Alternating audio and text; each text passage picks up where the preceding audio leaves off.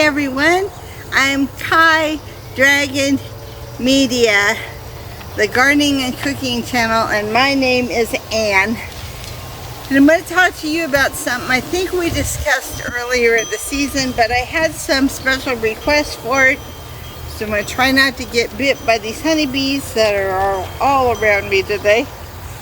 I'm not sure why. I guess I'm really sweet. But these are summer vegetables you can grow at home to save money on your food bill. And even though summer has passed, this is going to have a lot of great information for you. So when you're growing next season, you can plan ahead. And the way food prices and everything are going up, right now is the best time to buy seeds. They have sales going on. Start making out your list and ordering. Your seeds will keep, even though they have an expiration date on them. Usually they'll say that they're only good until December of this year, but that really is not true. So you need to keep them in a cool, dry place. I usually get those tin cans from like popcorn tins and stuff, and they make great storage containers for your seeds. Or even the little boxes that you get when you order from Amazon and all over. They make great little storage containers because they're not holding the humidity in like a plastic box would. So, I mean, it's something to think about. They got the sales going on now, so shop ahead so that way you are ready when it's time to plant. So you can grow your summer vegetables, because you are going to plant most of this stuff in the spring after the threat of frost is clear. So first, pick the varieties that grow well in your area. So find out what your zone is, type your zip code in. Farmer's Almanac can tell you what zone you live in. You can ask Google, but for hotter climates, select more heat tolerant varieties. That is an absolute must. If your city or state has been going through a drought, it is probably not going to be over by next year, so plan ahead for it. You want the most heat resistant and drought tolerant plants that they have on the market, and you want to check out those varieties. If you have not grown them before, mix them in with some other varieties that you have grown, so you have continued garden success. I got Wendy, my little wonder dog, out here. She likes to wander all over in the garden and protect mommy. Spam some hearts down below today for little Wendy. She got in trouble for digging under the planters earlier. Guess she was looking for a gopher or something, I don't know. I didn't want to see the creature that she was looking for, but we had to cover it up, so she decided it was better to just sit and help with the videos so she wouldn't get in no trouble. So there she is. Give her some loving. She deserves it. Anyway, if your growing season is shorter, pick veggies that are going to mature quicker. Provide shade. If your area that you are planting your garden in is mostly sunny, most of the time your plants need 6 to 8 hours of good sun. So you may have to resort to installing some shade cloth. I do recommend the 30-70. So you are getting more sun actually into it, but I mean it's that much cooler when you are underneath that tarp. And I tell you what, without it we probably wouldn't have had success with our berry plants, because everything was getting so sun scalded again this year with being so hot and being so dry. So this the area of our garden has a lot of sun. I mean, it's just, it doesn't matter. The pear tree can only protect so much, and you have to do what you got to do. I mean, we have some partial shaded area, you know, when the tree is in full bloom, and that's where we do most of our direct sowing in the ground. And we'll probably keep that area the same, but switch it up with what we plant where. Probably grow different things on the trellises and try some different stuff. But, you know, provide shade, because you are going to need to keep things tolerable. You know, don't let them burn up. Make sure that you start out your season by adding a good compost to your planting area, whether you use grow bags, pots, direct sowing, or raised beds. Usually 1 to 2 inches of good mulch after your plant has popped through the soil is a good rule of thumb, because it's going to keep that temperature of the dirt cooler. It's going to hold the moisture in when you can't water as often. It's going to be more beneficial all the way around. I use the straw mulch because it lasts good through the summer months, and then I can just pull back what I don't want to leave on the bed in the winter and put it in compost, or I can till it up underneath into the dirt, and it's not going to hurt anything. It'll actually help enrich the soil. Get away from me, you bees. I love pollinators, but not when they're near me. Water at the roots or the base of the plant with a good soak. Once your temperatures are extreme high, you might have to switch to watering at night to conserve the moisture, because the cooler temperature is going to help prevent the diseases. Normally they recommend that you water early morning, and I usually try to get up at 6 to start watering, and I only water for a few hours because we are on those water restrictions and we don't want that extremely high water bill.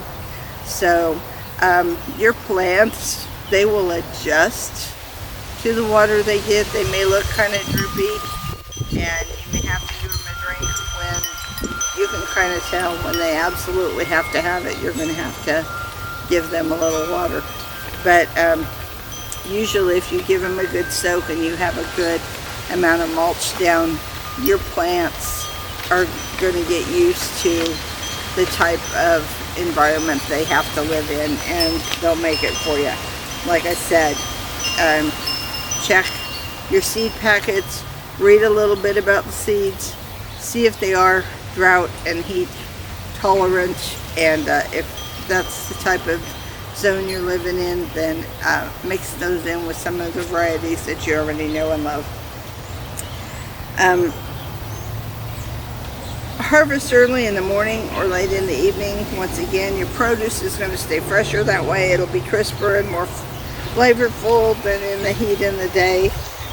And with most of your stuff, cucumbers, squash, even your beans, the more that you pick, the more you're going to get. So stay on top of that. Your plant will shut down if you're not picking the fruit that it's providing, because it thinks it's done. So stay ahead of the game with that. Berries are a must-have addition to any edible landscape, and they're a great addition to salads. Perfect for sweet snacks. I recommend planting berries, although sometimes you got to remember when you plant the first year or two, you may not get any fruit. Another drawback with berries is they tend to be really prickly.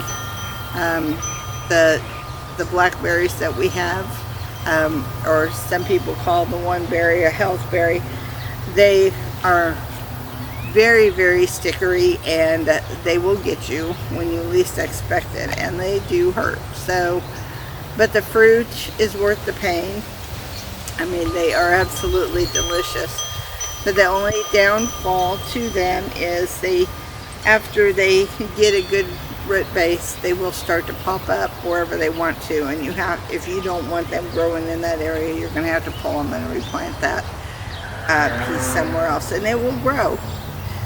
So keep that in mind when you are planting berries. Cucumber is a great heat-loving plant, but it's going to require frequent watering, and it's a good idea, the plants that you know need a lot of water, to kind of keep them in kind of the same area, so you're not forgetting to water, but you do want to remember a rule of thumb: do not plant your watermelons next to your cucumbers and vice versa. Don't plant your squash plants next to either one of them. Those are the 3 plants that you cannot plant together. They will cross-pollinate, they will ruin the fruit. It won't be edible. You will get some crazy looking fruit. Don't do it.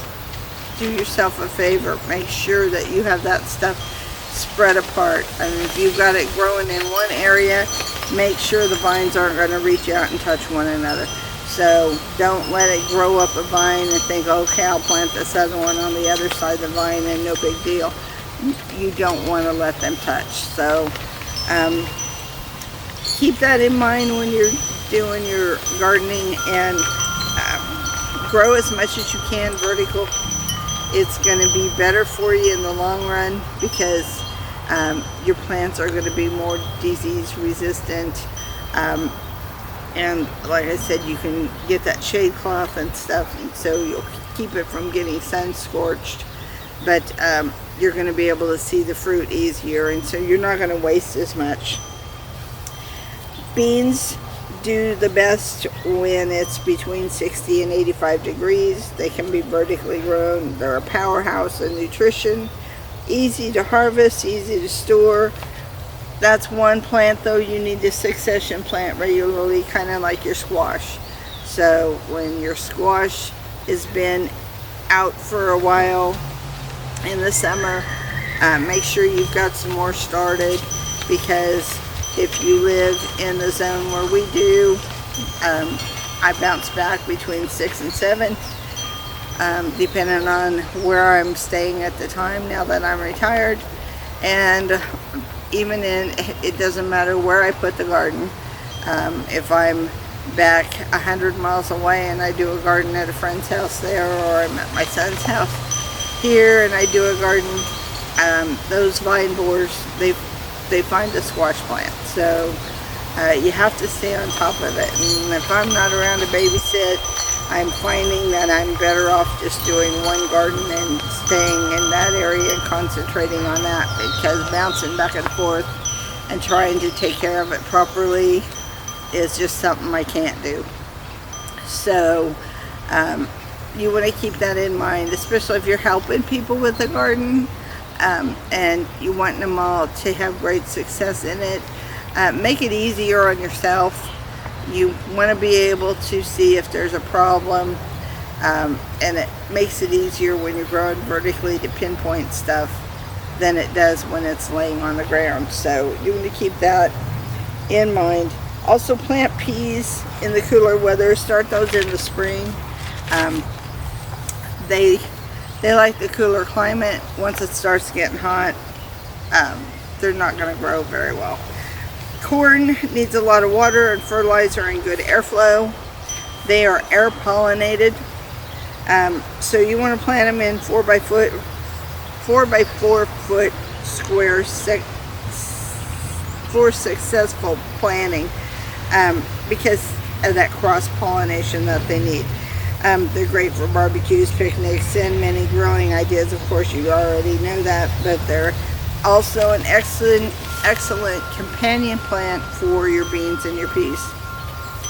Eggplant grows well planted in the heat of summer, and it takes a little while to get it germinated. It's helpful if you germinate the seeds by dampening a paper towel and putting the seeds in there and folding it up, letting them start to sprout before you ever put them in the little trays to start your seeds. That's just a tip with eggplant, because they do take a while when they are germinated and planted from seed. So a lot of gardeners will buy seedlings from the nursery in the spring that are already ready to go, but they need a rich soil, regular water, but they do love the sun. So sunny spot with eggplant is just perfect.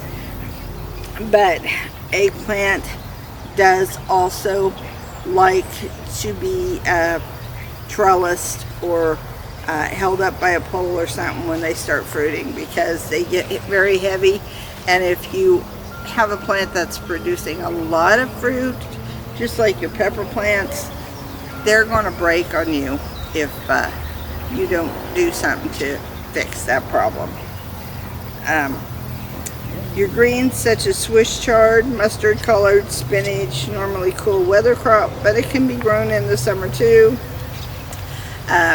Need maybe a little more shade, or plant them in containers where you can move them around if you have to, so that way they're only getting that 6 or 8 hours of sun and they're not getting full sun for the whole day. So resow them every few weeks to ensure that you're getting a continuous crop. Harvest them when the leaves are young because they're going to taste better. Your Malabar spinach and your New Zealand spinach thrive in the heat. I'm not sure what the one type is that I planted because it didn't have a label when I bought it from the nursery, but it was a vining type of spinach plant and it was delicious. And I didn't know what it was, couldn't get the seeds, but I planted some in the stacking planters and kind of forgot about them and that went to seeds. So luckily I'm going to have some seeds because I'm going to go ahead and let that go to seed, so that way I have some of that spinach plant next year because I loved it. It was so great in salads, and I want to plant some artichokes early in the spring so we can try and make some of that spinach artichoke dip. So always thinking outside the box and thinking ahead, some of the recipes, some of the things you want to grow. Okra grows tall and does well in heat and drought. That is a plant you don't have to water a lot. I always suggest putting it in a bed, maybe next to your asparagus plants or something. I mean, not in the same bed, but asparagus is another one that you don't have to be watering all the time once it's been established. Okra grows great in soup, stews, stir fries, and gumbo. Direct sow when the temperatures reach about 65 to 70. Harvest when the pods are small for the best texture and production. Now your pepper plants, that's a must. That's easy to grow for anybody that wants to grow a summer garden. There are so many different varieties, anything from very mild to extremely raging hot. So just want to remember, when you plant peppers, don't do it as a joke and give somebody a pepper thinking it's a sweet pepper and they're allergic and they eat some hot. That could put them in the hospital. So you want to make sure that you plant wisely when you're planting pepper plants. If your family can't eat them, don't grow them unless you are planning on growing and trading with another gardener friend or something like that. These plants, pepper plants, are going to grow well in a 5-gallon bucket, which is one thing I'm going to do next year. Rather than take up a whole garden bed with pepper plants, I want to do more in the 5-gallon buckets with them. That way I can move the plant around as I need to in the garden.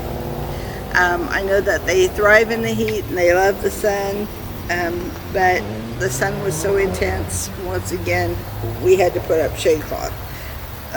Use a good all-purpose fertilizer, because your pepper plants need that fertilizer in the soil. And as a rule of thumb, they always say you're feeding your plants, but technically really you're feeding your soil. You want to keep your soil rich, and so that way your plants are going to do well. Give them what they need. Test your soil often. It doesn't hurt to test your soil 2 or 3 different times a year, and it's not that expensive to do. You can buy those pH strips from pool and spa places. You can put a little bit of dirt in a little jar. Those little quart jars that you can get. Fill it halfway up with dirt and then fill it up with water, put a lid on it, shake it up real good. Then after it settles back down, then use your strip and test the pH level. It's so simple. So that way you kind of know what it needs. Does your soil need more compost? Whatever it needs. And then, sometimes you can get compost for free if you know farmers and ranchers and things like that, or just a little bit of heavy work on your own. Sometimes you can find places that sell it and sometimes you can bulk buy it. So just check around. Compost is your friend. The old saying, compost, compost, compost. You're not going to hurt your soil with compost. It is just a must for every garden. Tomatoes, there's so many varieties. They will grow up a trellis if you plant the indeterminate type. So you need to plant them close to the trellis so that way they can grow up, and they're a vining plant. They're going to keep on going. You trim off the bad leaves as they go, let them keep on growing. They will keep on producing fruit. Growing them on an arched trellis is great because you can see the fruit easier, and you can stay on top of things and keep your plant from getting diseases so quickly. So, and that is one thing I'm going to switch over. A lot of people do the canal panel and things like that to do their tomatoes, but I want to try more of the arched trellis with mine. So if you do it right, they will keep on growing and meet in the middle, and it'll be beautiful. So there's a lot of different type. If you're going to grow the ones in the pots, I would suggest getting the determinate type. Those are made more for your porches and your patios and stuff. They're not going to get so big. Those plants already know how much fruit they're going to produce, and they usually stick to their standard. Once they quit producing, they're pretty much done. So choose a variety that's right for you. Also, try tomatillos. I did that for the first time this year. Not real good at it, but I'm going to give it a try again next year. There might have been something. They do say you need 2 or 3 plants to get them to germinate properly, and maybe I didn't have enough airflow for them. So we're going to give it another try. But like I said, tomatoes, we plant a lot of tomatoes because there's so many different varieties. We have our favorites, and just don't ever know what we want to grow. So make out a list. There's new stuff coming out all the time. Get online, do some research, check out your best heat tolerant and drought tolerant plants and vegetables, and start your list early. Get in on some of the sales so that you are ready for next year.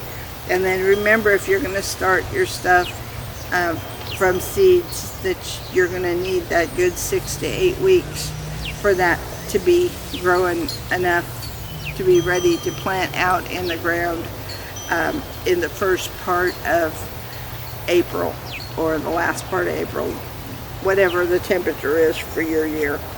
Melons and summer squash can be grown on trellis. Don't plant them near each other, as I said before, or near a cucumber plant. They need to stay away from each other. They require frequent watering, rich soil, and fertilizer. And I don't normally advertise a particular fertilizer, but I like the Job's plant stakes and plant fertilizer and stuff for my tomatoes. I do really good with that. But when it comes to the squash and the melons and even my carrots, that Alaskan fish fertilizer, I hate the smell of it, but the plants love it. So get you a bottle of that. You won't be disappointed, I'm sure, except for the smell. Sweet potatoes are another good thing to plant. Most people love sweet potatoes, but you're going to plant the slips. So you remember, you start them from slips, and they need to be planted in rich, well-draining soil in a sunny area, and they are going to require several months to grow and thrive. And also potatoes. A lot of people plant potatoes in the grow bags, and they have more success growing them in a grow bag than they do putting them in the ground. So you may want to put a couple plants of potatoes and direct sow them in the ground, and you may want to try some in grow bags. I do recommend using the maybe 10-gallon grow bags or bigger if you're going to do potatoes. The 25-gallon work great, but keep in mind it's going to cost you quite a bit of money to fill those things up with dirt. Anyway, those are some great summertime plants for you to be growing. Make out your list, get a start early so you are ready for next year's season, because we're in October now. And like I said, I made a video I think earlier in the year, but I didn't go into as much detail, I don't think, on it as I did with this one. And these plants that I've mentioned, and like I said, and then a lot of your herbs too. There are a lot of different spices that you can grow during the summer. So you want to get all those in mind, get everything made out so you're ready to go. Anyway, I hope you got something out of this. I hope whoever suggested this and missed it before got what they wanted out of it as far as information, and that it helps you a lot. And I hope that I'm giving you good quality information that is going to help you in your garden, so that way you can grow and prosper, and that your garden is just the way you want it to be. Sometimes we have great success stories, and sometimes we have failures, and that's how it is in the garden. But it's a learning experience. They come out with new techniques and new technology and new hybrid plants all the time, so you never know what is out there to try and what it's going to taste like, and you might end up with a new favorite from year to year. Wendy, you're not going to chase that squirrel. Yes, she is. Anyway, with that note, while my dog's chasing the squirrel, I'm going to let you go and let you know that I appreciate you. Hit the notification bell so you are aware when we release more videos. Like, share, subscribe, tell your friends. We are really, I would be so happy to get to 100 subscribers. I can't, I wouldn't be able to believe it. I tell everybody I know about Kai Dragon Gardening and Cooking Channel. I'm really working at it. I'm trying to get over being so shy. I worry about the way I look. I worry about the way I talk. And I know you got to just do it. If people like what you have to say, they're going to listen. So I hope I'm giving you the pointers and making it kind of fun, because sometimes I might be a little corny, but I don't care. I have fun in the garden. I'm unique. I think we're all unique. So be creative. Go out and have fun in your garden. Don't be melancholy. You're in the garden. Let us remain happy, successful, and prosperous. With that note, peace. You all have a wonderful day, and I love you.